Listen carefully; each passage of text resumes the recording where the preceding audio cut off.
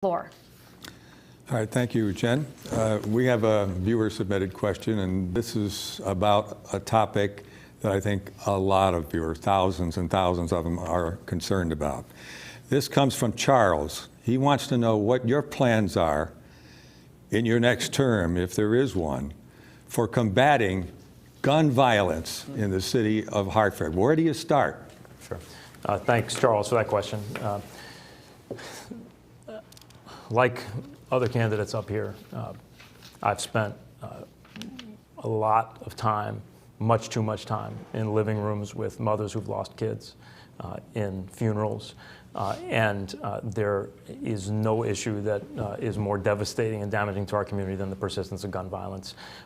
What we said we'd do 3 years ago are the following things that we've been doing, but we have got to continue the work. One, we've got to rebuild our police force. We started 3 years ago after the city had not hired police officers for many years, recruiting quickly, recruiting aggressively, and recruiting more diverse classes than we'd had in a long time.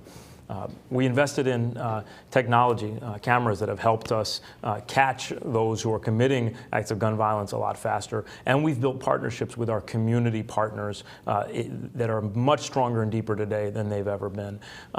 The other thing is we've focused on things like the Youth Service Corps, our Reentry Welcome Center. Thank you, Mr. Bronin. That's all work we have to continue to do. Mr. McCauley. I want to know what you would do going forward. You haven't addressed that. Our time is out, so on your rebuttal, you can answer that question. Okay. Mr. McCauley, you have 1 minute for this. You know, we so often address gun violence as a criminal justice issue. I think that it should be more addressed as a public health crisis, like you would disease. We know for pretty much, pretty accurately, how many homicides there's going to be every year. We raise money off of it. And so to what degree is gun violence in our city a predictable money raiser? If we use this, the Center for Disease Controls and approached it like we are the triple E, the equine mosquito disease, then perhaps we would have a different approach where we would have experts going in and trying to mitigate the outbreak of violence that we see demonstrated because people can't have conflict resolution, and I think that would be a better approach than the militant approach. Mr. McGee. You know, if given the opportunity to serve as your mayor and to address the gun violence and gun control in our communities, it's definitely going to require a relationship between our federal, state, and local government and our police department as well. But most importantly, our community partners. It's been mentioned that these partnerships have just been established, but these partnerships have been in place for many years. And I believe providing opportunities to leverage these partnerships to really have deep conversations on the importance of educating our young people, our older people, address some of the guns that are coming in from other communities, I believe. And even as I'm talking now, I get a little emotional because I think about my brother who was killed. I think about Arrows, who was killed. I think about the young man up the street from my house who was killed. So there is something that we as a community, we need to do to address gun violence in our neighborhood. Thank you, Mr. McGee. Mr. Perez. Al, there's a number of things that I would do. Right away, I think the biggest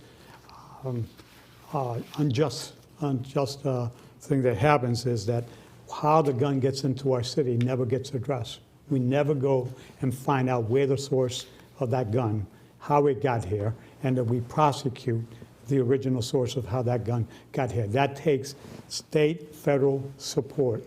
And we've tried that once, and we didn't get anywhere as far as I wanted. I will make sure that that's our #1 priority, is to prosecute the people that bring the guns to the city. The second part of this is that we have to have an attitude that if young people have other opportunities, they won't need a gun to do their business. If they got jobs, graduating from high school and entering the workforce or going off to colleges, that's the biggest prevention item that we could have. Mr. Bronin, would you like your rebuttal? Yeah, I think Mr. Simpson said something very wise. I do think he's right about gun violence being a public health crisis and a public health problem. And so back to your question, Al, of what we do next, one of the areas where we've begun the work but haven't done enough is really deepening that partnership with our hospitals. Our hospitals interact with everybody who's a victim of violence. And if you've been a victim of violence, it's one of the biggest predictors of being a victim again or being a perpetrator of violence. And we've got to take that opportunity to work with our healthcare providers, and not just the Thank you, physical Mr. wounds, Bronin. but the trauma and the mental health Mr. wounds McCauley, that come with that. would you work. like your rebuttal? Yeah. When I talk about the public health side of this, I don't want anybody to come away with thinking that I'm not a law and order kind of guy. I think you have to provide, one, the public health resolve as well as jobs. And when you provide those two, then you can treat criminals like they are. To suggest that our youth, by default, are going to turn to violence because they don't have anything to do is, to me, folly. Thank you, Mr. McCauley. Mr. McGee, would you like your rebuttal? Yes. I think about the students over at Trinity College. There's a young group called the Youth Scholars, and I had a chance to listen to their presentation on housing, gun violence, et cetera.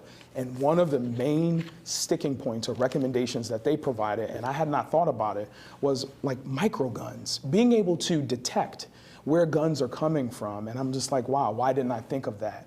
But our young people really have the answers to many of these challenges that we're faced with, and other communities are using them to address gun Thank you, violence and Mr. control. McGee. Mr. Perez, would you like your rebuttal?